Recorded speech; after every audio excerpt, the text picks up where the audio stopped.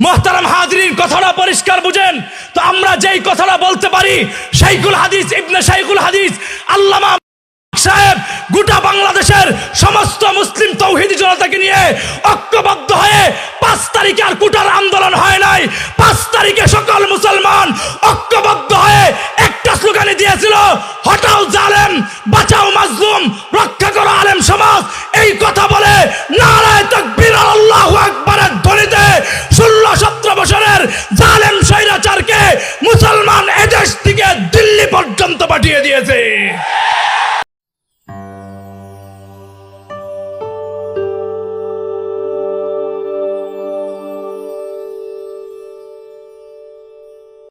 শাইখুল হাদিস ইবনে শাইখুল হাদিস যখন দেখলেন যে বাংলাদেশের ছাত্র ভাইদেরকে নির্দোষে গুলি করে হত্যা করা হচ্ছে, তিনি তার ফ্যামিলির কথা চিন্তা করলেন না, তিনি তার সন্তানের কথা চিন্তা করলেন না।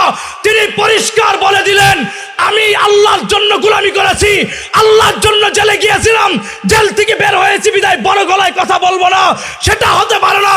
শাইখুল হাদিস জেল থেকে বের হওয়ার পর পরিষ্কার ঘোষণা করলো, আমার আরেকটা ছাত্র ভাইয়ের লাশ যদি রাস্তার মধ্যে পড়ে, আমরা ইমানদার সেই লাশ আর কবরস্থানে দিব না, সেই লাশ আমরা কাদের মধ্যে নিয়ে রুট মাস করে জালেমের পতন ঘটিয়ে ছাড়বো। কথা ঠিক না বেঠিক? এই তাকবীর দেন না, তাকবীর পরে দেন, আমি সংক্ষিপ্ত করতেছি। মুহতারাম হাজরিন, কথাটা পরিষ্কার বুঝেন। তো আমরা যেই কথাটা বলতে পারি, শাইখুল হাদিস ইবনে শাইখুল হাদিস আল্লামা সাহেব গোটা বাংলাদেশের সমস্ত মুসলিম তৌহিদি জনতাকে নিয়ে ঐক্যবদ্ধ হয়ে 5 তারিখে আর কোটার আন্দোলন হয় নাই। 5 তারিখে সকল মুসলমান ঐক্যবদ্ধ হয়ে একটা স্লোগানে দিয়েছিল, হটাও জালেম, বাঁচাও মাজলুম, রক্ষা করো আলেম সমাজ। এই কথা বলে নারায়ে তাকবীর আল্লাহু আকবারের ধ্বনিতে 16-17 বছরের জালেম স্বৈরাচারকে মুসলমান এদেশ থেকে দিল্লি পর্যন্ত পাঠিয়ে দিয়েছে। তো মুহতারাম হাজরিন, আপনারা আমাকে হয়তো অনেকে দেখেছেন, অনেকে দেখেন নাই। শাইখুল হাদিস ইবনে শাইখুল হাদিস যখন বন্দিশালায় ছিলেন, ওনার জায়গা গ্যাপ পূরণ করার মতো বাংলাদেশের কেউ ছিল না। শুধুমাত্র কণ্ঠের দাসটা ধরে রাখবার জন্য আল্লাহ পাক রব্বুল আলামিন আমাকে দিয়ে খেদমত করিয়েছেন, যে কারণে আল্লাহ পাক রব্বুল আলামিন বাংলাদেশের বিভিন্ন বড় বড় মঞ্চগুলোতে আমাকে কথা বলবার সুযোগ দিয়েছেন। লাকাল হামদু ওয়া লাকাশ শুকর।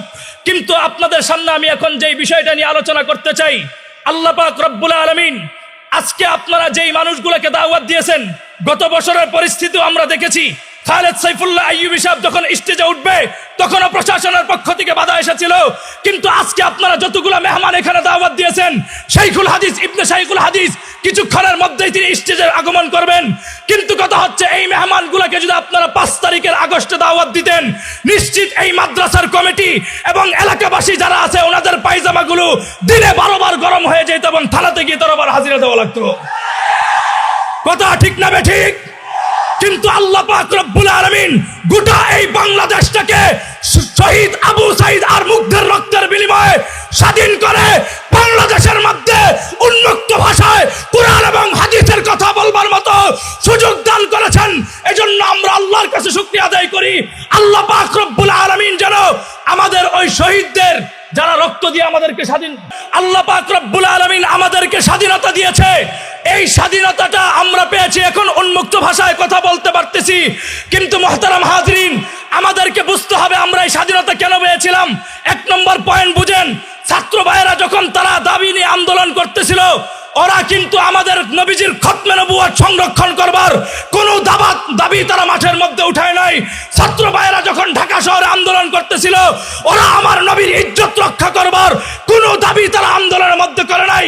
ওদের যৌক্তিক কিছু দাবি ছিল, আমরা মেধাবী ছাত্ররা দেশের মধ্যে জীবিত থাকতে মানিকগঞ্জের এক ন্যাংটা নর্তকী মহিলা রাতের বেলায় 10 পুরুষের খাট কাঁপায়া দিনের বেলায় সংসদে গিয়ে বুখারী শরীফ আর মেশকাতের 10 দিবে, এটা বাংলাদেশের মানুষ বরদাস্ত করবে না।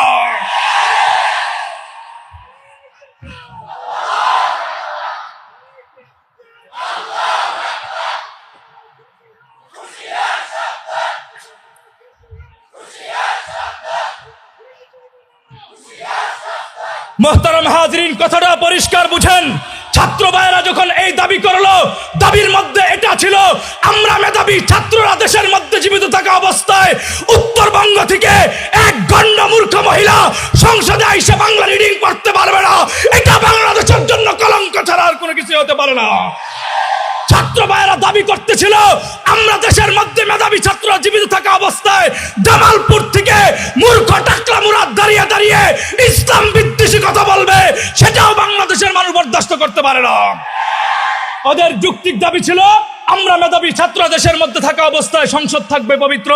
এই দাবি নিয়ে যখন আন্দোলন করলো, বলল যে আমাদের মেধা আছে, আমরা মেধার তালিকায় রাষ্ট্রের মধ্যে বহন করব, ভুয়া মুক্তিযোদ্ধার সনদের নামে রাষ্ট্রের মধ্যে কেউ অধিপতি হতে পারবে না। এই দাবি নিয়ে যখন আন্দোলন করলো, তারা এটাকে সহ্য করতে না পেরে ছাত্র ভাইদেরকে পাখির মতো গুলি করে মারলো। আরেকটা নিউজ আমি আপনাদেরকে বলে যাই, যখন আন্দোলন শুরু হলো তার মাঝখান দিয়ে আমাদের বঙ্গবাগ শাইখুল হাদিস ইবনে শাইখুল হাদিস সবে মাত্র জেল থেকে বের হয়েছে।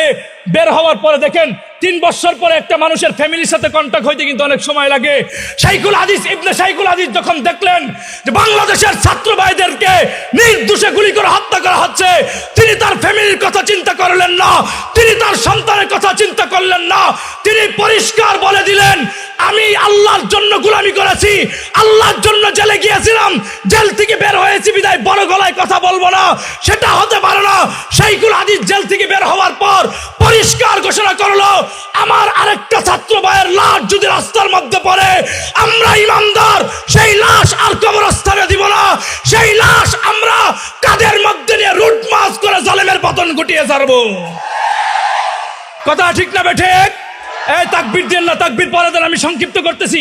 মুহতারাম হাজিরিন, কথাটা পরিষ্কার বুঝেন তো। আমরা যেই কথাটা বলতে পারি, শাইখুল হাদিস ইবনে শাইখুল হাদিস আল্লামা সাহেব গোটা বাংলাদেশের সমস্ত মুসলিম তৌহিদি জনতাকে নিয়ে ঐক্যবদ্ধ হয়ে 5 তারিখে আর কুটার আন্দোলন হয় নাই, 5 তারিখে সকল মুসলমান ঐক্যবদ্ধ হয়ে একটা স্লোগানে দিয়েছিল হটাও জালেম, বাঁচাও মাজলুম, রক্ষা করো আলেম সমাজ।